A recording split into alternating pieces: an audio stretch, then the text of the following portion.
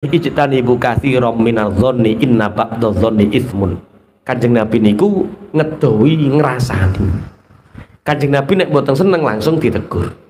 Kanjeng Nabi nek ora tepak ngoten niku langsung dikandani. Mboten dirasani. Nek sampean nek eneng wong ora tepak ora mbok kandani tapi mbok rasani, ora ana gunane. Langsung dikandani, langsung ditegur ana gunane timbang mbok rasani ora ana gunane. Bagaimana akhlaknya Rasulullah dengan orang yang kafir? Lamma utia bisabaya qai'in maqafat jariyatun fisabyi. Suatu saat pernah didatangkan kepada Rasulullah tahanan perang dari kaum Toyik. Saat itu ada perempuan jariyah berkata, "Ya Muhammad, kalau kamu mau melepaskan aku, membebaskan aku Muhammad, maka aku tidak akan pernah mencamah ki cara ngekei aib nenggone orang-orang Arab. Karena kami adalah bangsa yang berakhlak baik. Bebaskan kami Muhammad. Fa inni bintu sayyidi qaumi wa inna abi kana yahmi az-zimmar." Kamu tahu siapa aku Muhammad? Aku adalah anak gadis dari pimpinan kaumku. Bapakku adalah orang yang menjaga wilayah perkampungannya sehingga masyarakat merasa aman dan damai karena bapakku. Wa yafuku al-ani, orang-orang yang teraniaya dilindungi oleh bapak. Wa yushbi'u al-ja'i, orang-orang yang lapar datang kepada kami pasti dikasih kenyang. Wa yut'imu ta'am, bapak selalu memberi orang-orang miskin makanan sehingga tidak ada di kampung kami orang terlantar. Saking dermawane.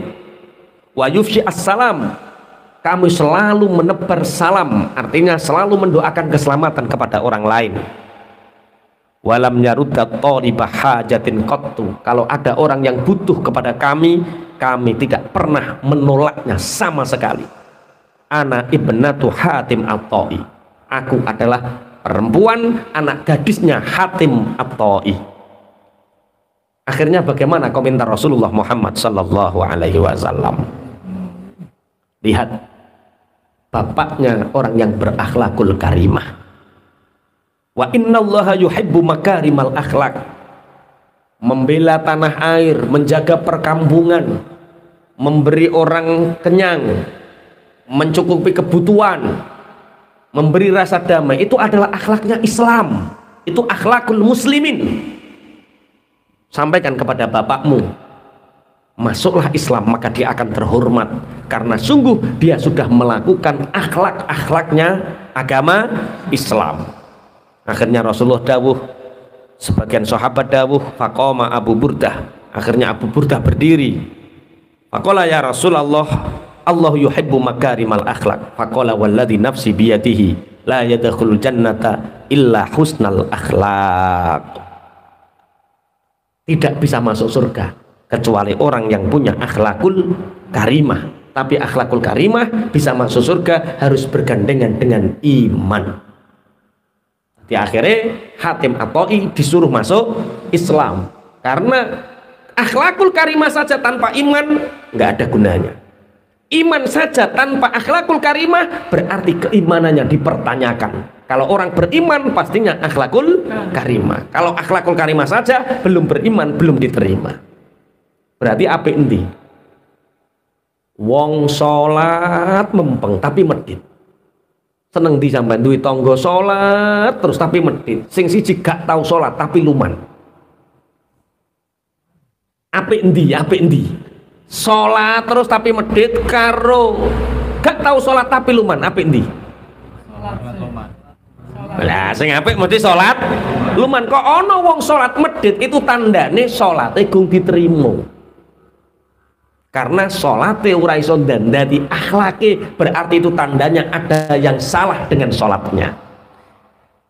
Ini luar biasa sekali. Dari satu ayat orang Yahudi Nasrani menerima sebagian Al-Quran, menolak yang lain. Karakter keimanan orang mukmin adalah menerima Al-Quran secara total. Qul innama umirtu an a'budallaha wala usyrika bih. Katakan Muhammad, aku diperintah hanya untuk menyembah Allah wala usyrika bih, dan aku disuruh untuk tidak menyekutukannya. Ini sama dengan ayat wa ma khalaqatul jinna wal insa illa liya. Hakikate wong urip niku dikongkon apa? Ibadah. Orang hidup itu disuruh cari uang atau tidak? Kita hidup itu disuruh cari uang apa tidak? Perintahnya ibadah. Cari uang golek sangune ibadah sebagai bentuk ikhtiar. Gue sampean bareng ngaji kita terus esok mulai tengok-tengok isuk-isuk. Gak bakul SF. Menungso diciptakno gak kongkon golek duit. Menungso diciptakno dikongkon. Lah terus sangumu ibadah apa? Ibadah itu tidak sekedar sholat, tidak hanya puasa.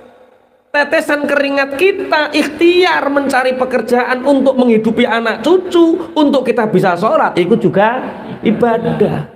Keringatmu bernilai tasbih, ngedoli wong bernilai tasbih, maculmu bernilai tasbih kalau diniati ibadah. Masya turu kilo ibadah.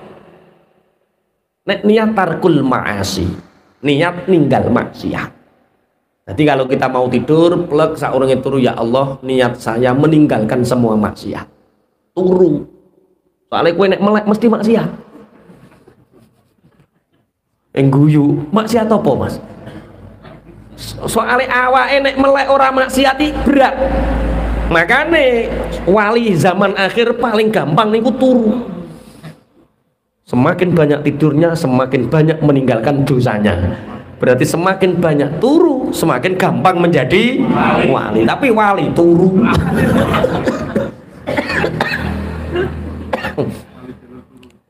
Wali jalur turu. Insya Allah. Soalnya zaman akhir itu nek melek ya mak. Zaman biyen untuk maksiat fasilitasnya sulit. Untuk maksiat butuh ndelok numpak motor, butuh kendaraan keri batur gak sito maksiat. Sekarang Masya Allah, zaman 90-an anyar-anyarane TV, butuh maksiatnya nyetel TV dhisik. Sekarang enggak. Ora sah remote ngetokno kosak. Apa? Lah iya. Lampu wis mati kabeh HP-ne cek nyala. Ditutupi sarung, jadi bojone wajah suamiku bersinar di malam hari. Dadak pancaran sinar HP, Masya Allah. Wes, innama umirtu an a'budallah. Aku diperintahkan Allah untuk menyembah Allah. Jadi kita hidup ini disuruh untuk menyembah Allah. Dunia seisinya sebenarnya tidak ada nilainya. Syakik al-Balkhi itu pernah. Syakik al-Balkhi itu pernah jalan, akhirnya diampirne kali Khalifah Harun ar-Rasyid. Ini Syakik al-Balkhi sedang melewati Baghdad. Muliakan dia, jamu dia, suruh dia memberi mauidhah, nasihat-nasihat kepadaku. Khalifah Harun ar-Rasyid meminta Syakik al-Balkhi untuk memberi nasihat. Saking adili Harun ar-Rasyid, ditanya sama Syakik al-Balkhi, wahai Khalifah Harun ar-Rasyid, seandainya engkau berada di padang pasir, yang di padang tandus, padang tasir itu kamu tidak mempunyai apa-apa, tidak ada siapa-siapa, dan saat itu kamu sudah dehidrasi, sangat lelah sehingga hanya butuh air 1 gelas. Seandainya tidak minum air 1 gelas ini, kamu mati. Kemudian ada orang lewat bawa air 1 gelas. Hai Harun ar-Rasyid, aku mau memberimu air 1 gelas ini, tapi dengan satu syarat. Apa? Berikan separuh kerajaanmu untukku. Kira-kira bokekno apa kowe milih mati? Yo, nggak apa-apa. Separuh kerajaan untukmu nggak apa-apa. Yang penting beri aku Air 1 gelas diminum. Bareng diminum perkara dehidrasi kembung. Ora iso ngentut, ora iso nguyuh, ora iso ngising. Bededek wetenge, sakit perut sehingga harus dikeluarkan isinya. Ada orang ini kalau sakit perutmu nggak diobati dalam waktu setengah jam kamu mati. Nah terus aku mau mengobati, tapi separuh kerajaanmu berikan kepadaku.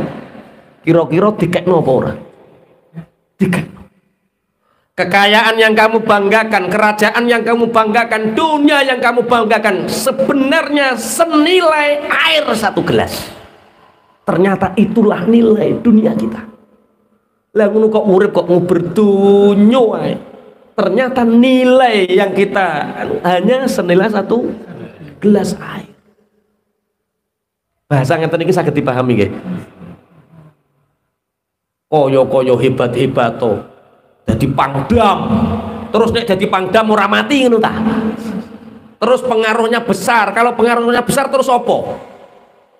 Ternyata kekayaan kita, kehormatan kita, kejayaan kita nilainya tidak lebih dari segelas air. Mulane niat kanggo napa? Ibadah. Ilaihi ad'u wa ilaihi ma'ab. Hanya kepada Allah kami meminta, hanya kepada Allah nanti kita akan kembali. Dari tempat kita kembali hanya kepada Allah. Inna lillahi wa inna ilaihi raji'un. Jangan pernah berharap kepada makhluk, jangan pernah meminta kepada makhluk.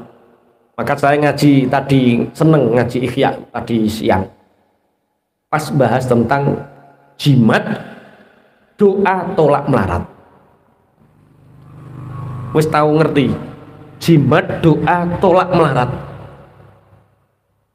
Jadi membahas tentang adabul Jum'ah, adab-adabnya Jumat yang ke-10 dalam kitab Ihya.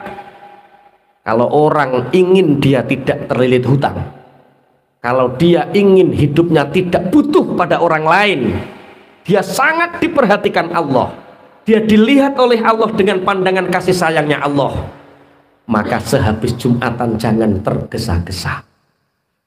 Sehabis sholat Jumat, posisi kaki masih dalam duduk tawaruk, duduk tahiyat akhir, jangan bergerak. Baca Fatihah 7 kali, Qulhu, Falak, Nas 7 kali. Setelah itu bacalah Ya Ghaniyyu Ya Hamid, Ya Mubdi'u Ya Mu'id, Ya Rahimu Ya Wadud, Aghnini bihalalika an haramik, wa bita'atika an maksiatik, wa bifadlika amman siwak 3 kali. Maka seumur-umur orang itu tidak akan terlilit hutang, seumur-umur orang itu akan dicukupi oleh Allah dengan rizki yang melimpah. Seumur-umur hidup orang itu hidupnya tidak tergantung dengan orang lain, merdeka hanya dia dengan Allah. Wis apal to ya dungane ya. Nek kulhu falak nas wis apal, ya goniyu sing dereng. Engko sing wis apal sapa sing wis apal? Pak Wo wis apal. Njaluk nyatetno Pak Wo. Oke.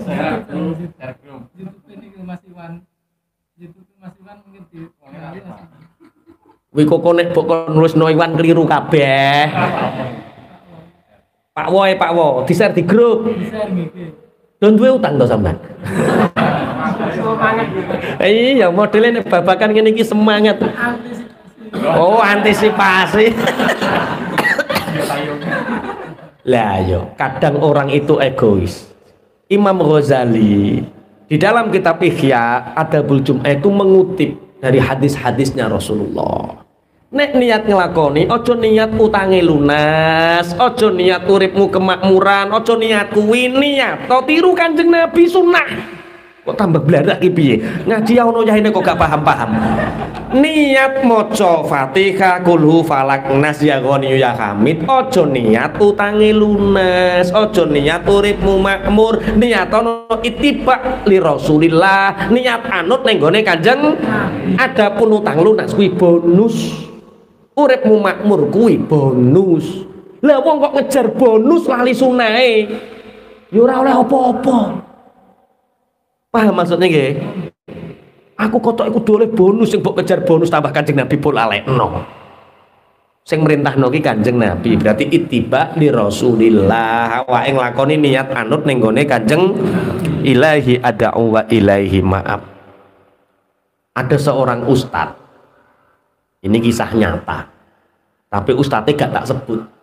Ustadz ki pokoknya wis terkenal, sampean yo kenal kabeh, Suatu saat melakukan safar perjalanan, karena sudah menjadi kebiasaan kita, kalau kita safar mampirnya pasti di masjid satu dengan masjid yang lain. Suatu saat di masjid itu ada orang yang sholat, ketika berdoa sujud nangis, ketika ndonga nangis. Ustadz ini penasaran, Masya Allah, aku ya hono ya ini jadi ustadz, kok gak tahu nangis koyomu. Masya Allah, betapa takarub parek dengan Allah sehingga ketika sujud pun dia nangis.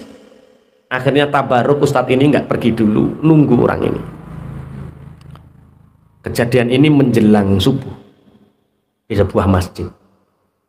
Akhirnya orang ini salaman, Masya Allah Pak Yai, salim.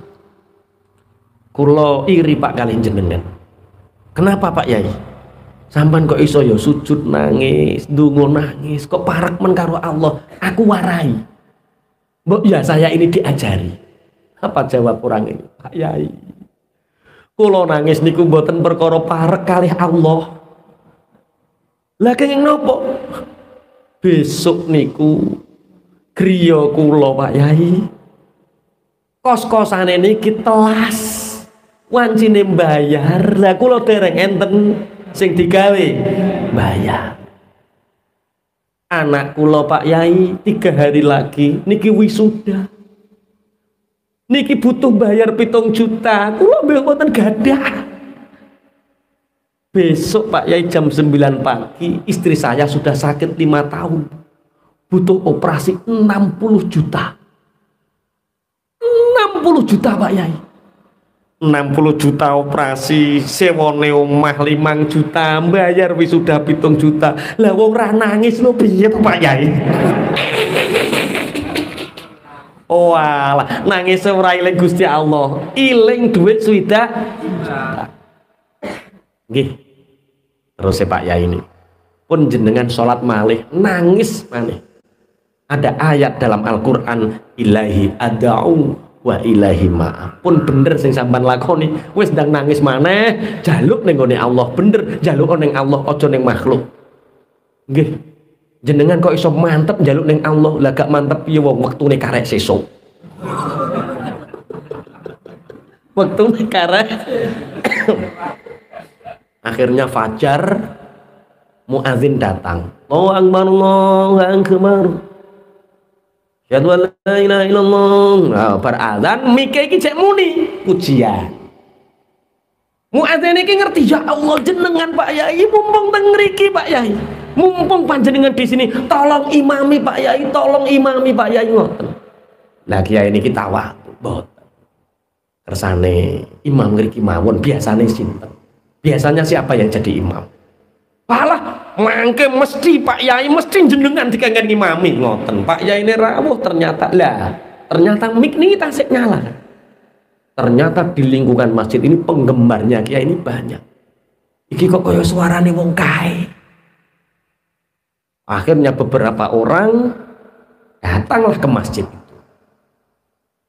Terus akhirnya Pak Yainya datang, ya Allah jenengan mawon barokah musafir Pak Yai, barokah wong monggo jenengan imam. Akhirnya ngimami nih. Wong kiai ini hafal Quran ya ning imami ya rada dawa subuhe ora kulhu karo kuliah. Akhirnya banyak orang menanti. Salat subuh sudah selesai, ada seseorang rangkul kiai ini. Ya Allah jenengan Pak Yai, Masya Allah, Alhamdulillah setelah bertahun-tahun harapan kula sakniki terkabul, pingin bertemu Pak Yai secara langsung. Lah enten napa Pak? Kula 7 dina niki bantah-bantahan kalih ibu bojo kula. Bantah-bantahan tentang apa Pak?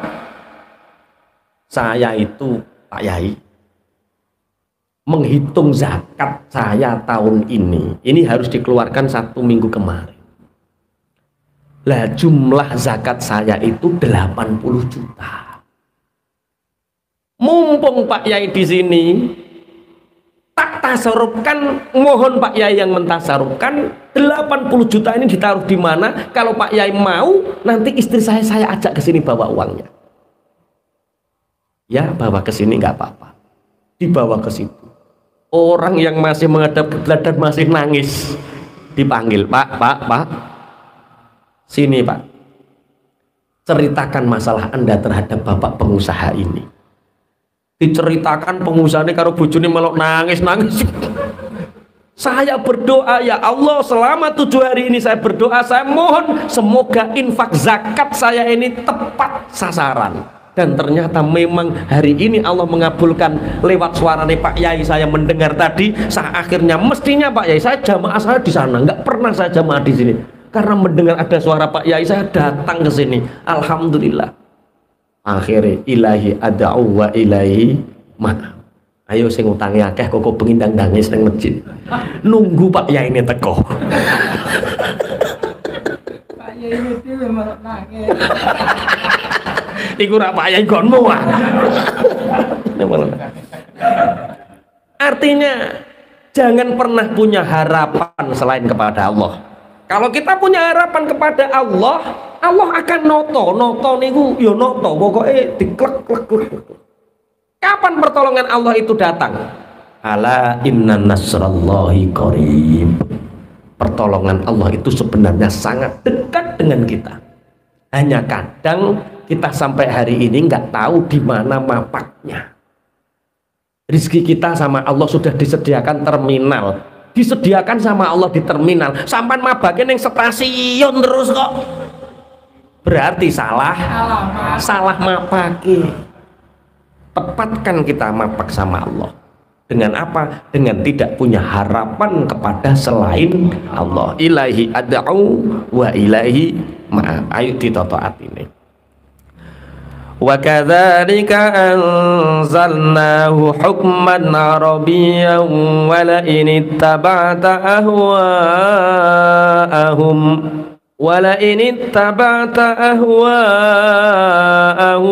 ba'dama ja'aka minal ilmi ma laka minallahi min waliyyin wala waq. Begitu juga aku menurunkan Al-Quran ini sebagai hukum yang berbahasa Arab, panduan hidup.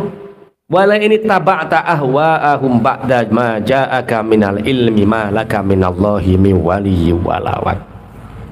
Seandainya kamu mengikuti kesenangan orang-orang kafir, kesenangan mereka setelah datang kepadamu ilmu yang berupa wahyu, maka tidak ada bagimu dari Allah orang yang menolong dan orang yang menjaga. Dalam bab ini Al-Quran yang kita imani, Al-Quran yang kita jadikan patokan hukum ini, pokok-pokok Islam ini, kita tidak boleh toleransi terhadap apa yang bertentangan dengan Al-Quran. Apapun yang bertentangan dengan Al-Quran kita tidak bisa mentolerir atau tidak bisa toleransi. Kita boleh bertoleransi dalam mubasyarah, dalam muasyarah berkaitan dengan orang banyak, tapi dengan sesuatu yang berkaitan dengan Al-Quran kita tidak boleh toleransi. Kita harus kokoh, kuat memegang hukum-hukum isi daripada Al-Quran. Saking pingine pangapunten, dalam kitab Ibnu Hisham niku diterangkan, dulu itu ada seorang yang bernama Utbah yang terkenal julukan Abul Walid. Ketika Rasulullah sendirian di Masjidil Haram, semoga nanti suatu saat kita bisa bersama-sama iktikaf di Masjidil Haram. Ketika Rasulullah di Masjidil Haram sendirian, Utbah ini, Utbah bin Robi'ah atau yang terkenal dengan Abu Walid, ini merundingkan tokoh-tokoh orang Quraisy. Ini orang-orang Islam semakin banyak, terus ya Muhammad kedudukannya semakin kuat. Terus Bagaimana kalau kita rundingan dengan Muhammad? Siapa tahu dia mengajak agama baru itu ingin jadi seorang pemimpin tertinggi di Mekah ini. Kita turuti saja. Atau jangan-jangan Muhammad mengajak ajaran baru ini, dia ingin menjadi orang yang paling kaya di Mekah ini. Kita turuti saja gimana? Biar kita ini kompak, tidak tercerai-berai seperti hari ini. Jangan-jangan Muhammad ini ingin menjadi orang yang paling banyak istrinya. Kita kasih seberapa dia mau.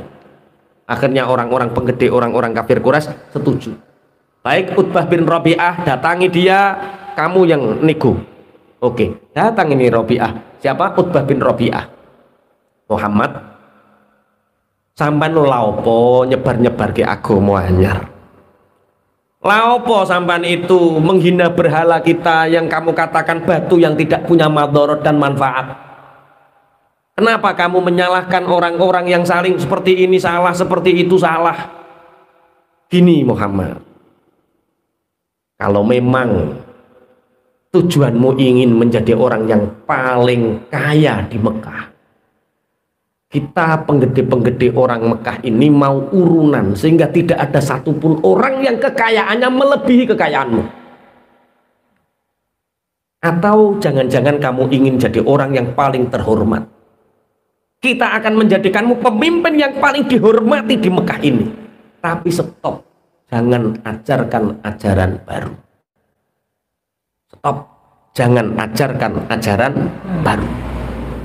Kamu ingin perempuan yang bagaimana, kita kasih. Akhirnya saat itu Kicoro sampean mesti ditawani biar orang paling tertinggi, terhormat, terkaya. Ayo.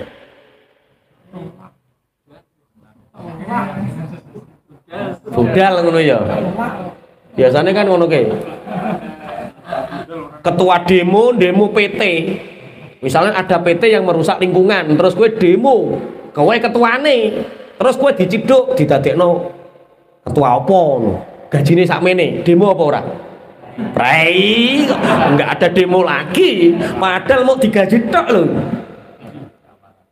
Rasulullah ketika ditawari oleh Utbah bin Rabi'ah itu, Rasulullah kemudian membaca Alif Lam Mim Sajdah.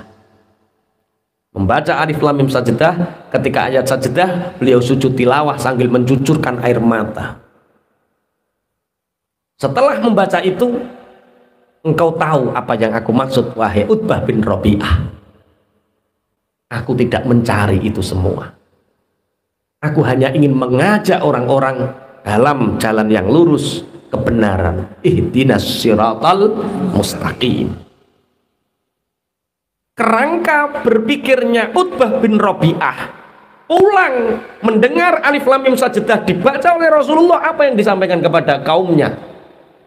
Rasulullah telah menyihirku sehingga aku tidak bisa berkata apa-apa. Sebenarnya simpel, Rasulullah mengajak kepada kebenaran, logika kebenaran. Utbah bin Rabi'ah dan orang-orang Quraisy logika kekuasaan. Jadi logika kebenaran dan kekuasaan ini nggak akan gatuk, nggak nyambung. Karena Rasulullah tidak butuh kehormatan itu, Rasulullah tidak butuh kekayaan itu, Rasulullah tidak butuh jadi pemimpin tertinggi, tidak butuh. Rasulullah hanya ingin ngajak kepada kebenaran. Sedangkan yang lain mengajak kepada kekuasaan, logika kekuasaan dan logika kebenaran. Padha karo Musa karo Fir'aun.